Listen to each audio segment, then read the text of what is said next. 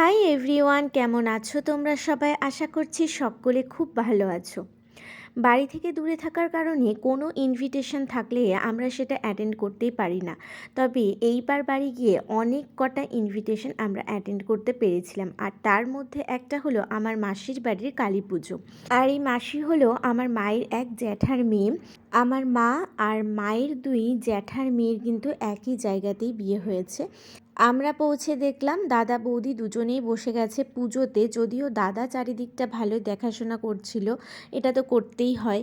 আর এই দেখো কি ভিড়, কারণ মাসির বাড়ির কালী পুজোতে কিন্তু অনেকজনের ইনভিটেশন থাকে। আর এই তো আমরা দেখো প্রসাদ খেতেও বসে গিয়েছি। আর প্রসাদে প্রথমেই ছিল ভেজিটেবল চপ, তারপর ছিল খিচুড়ি আর একটা তরকারি, যেটা ছাড়া কালী পুজো বোধহয় ইনকমপ্লিটই থাকে, তাই না? আর তারপরে ছিল ফ্রাইড রাইস, পনির, চাটনি, পাঁপড়, পায়েস আর মিষ্টি।